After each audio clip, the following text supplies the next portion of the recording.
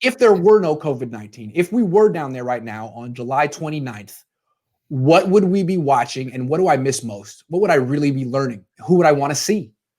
I don't know about you. On the sideline right now. Yeah. I'd like to know what you have to say about that. Yeah, well, I would be looking at the rookies. I'm always fascinated looking at the rookies because I feel like you can kind of get a sense right away. Javon Kinlaw, the first round pick, defensive tackle, and Brandon Aiyuk, the wide receiver, the second first-round pick.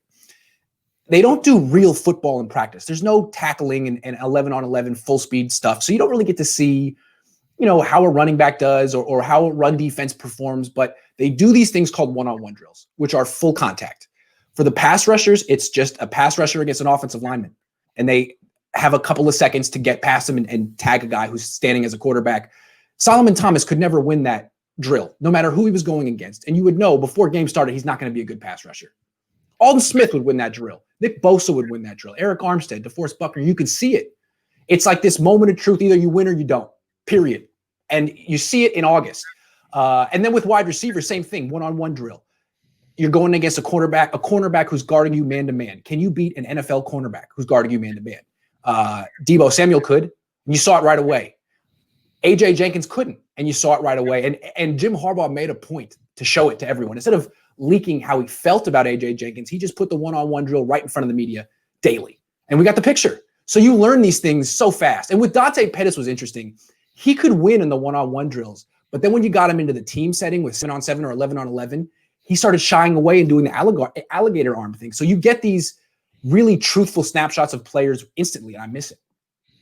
Right. And when you were doing your blog, 49, whatever it was, that blog for the PD, you would write about things like that. Oh, every day. You had observed, right? Absolutely. The good and not so good from practice every single day. And you could see it. I would write about it with AJ Jenkins. I wrote about it with Mike McGlinchey. He's a very good run blocker, but as a pass protector, he's okay. And you could see it his rookie year when he was getting beaten daily by a guy named Cassius Marsh. Yeah. So one of the things that you're missing now, but you hope to see, yes, is that sort of thing. Right, because they have a bunch of new players, and I've never seen them in person. And you watch them on YouTube, and they all look impressive, but there's something different about seeing them in person, in practice. And it seems like, well, it's not real football. You're not going to get a real good sense, but you really do. And you've been on those fields before. Don't you feel like you get a better sense when you see an athlete in person? Oh, God. Yes, they look like they're three-dimensional, and you can hear them grunting and all. Yeah, absolutely. And you sort of have a feel for who's the best athlete on the field that day. Mm-hmm. So I don't know. It's a whole feel thing, and I miss it, but hopefully I'll get to do that in the next couple of weeks. Iggy, when there are real games, will you sit in the press box or will you do those from home? It seems like the NFL and the Niners are figuring it out as they go along. I think they want to allow us in the press box, but at the same time, I think they're trying to figure out how to let media into the facility at all. They can't make a real bubble, but they're trying to make it as sterile as possible. So I don't know. They have a huge task, and I respect what they're trying to do. Do you think they'll pull it off? I have to tell you,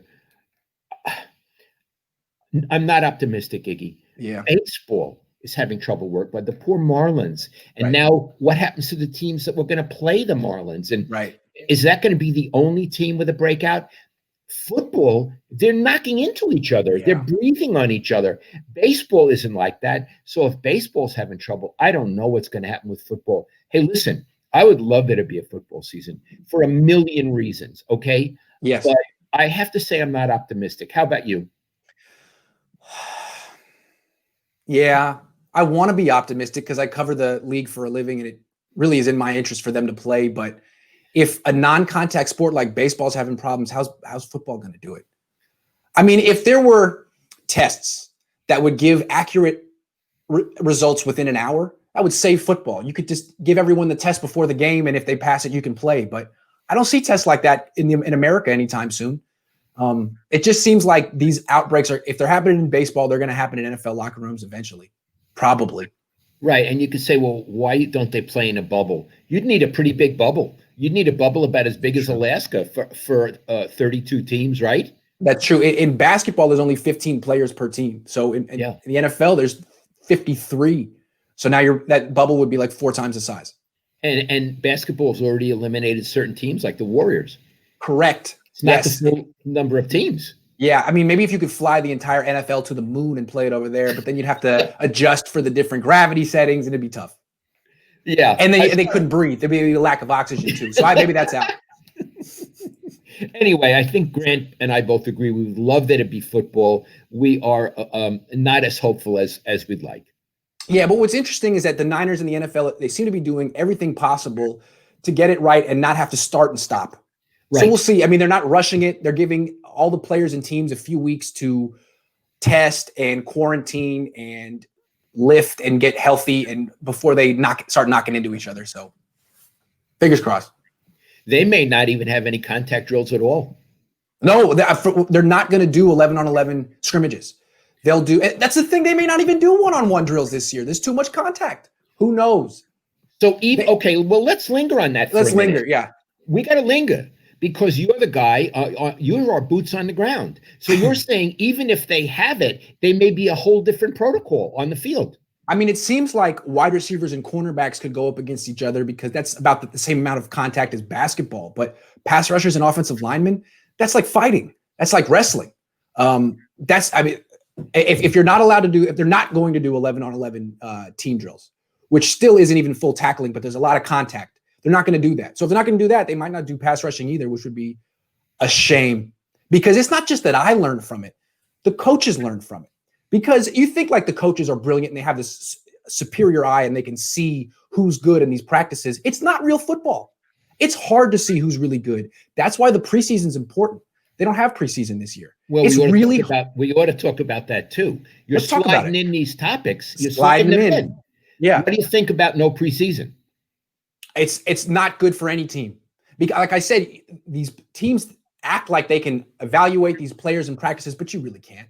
How do you evaluate your run blocking when there's no tackling? How do you evaluate your run defense when there's no tackling? Or how do you evaluate all the players on the bottom of the roster that haven't even gotten that many reps in practice? Remember, Terrell Davis made a name for himself initially in preseason. A lot of great players put themselves on the map in those preseason games. So a lot of guys are going to make the team that maybe didn't necessarily earn jobs because they were draft picks.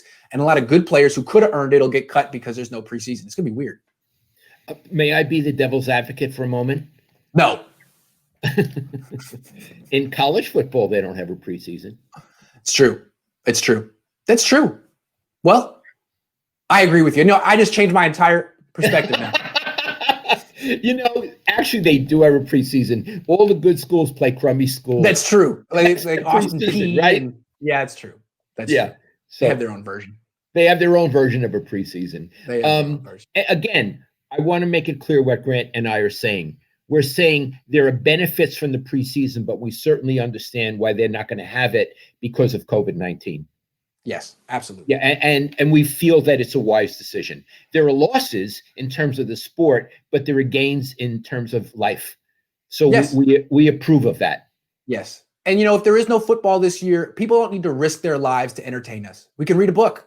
You gave me P.G. Wodehouse. I'm going to start reading that. So we got there's other things in life.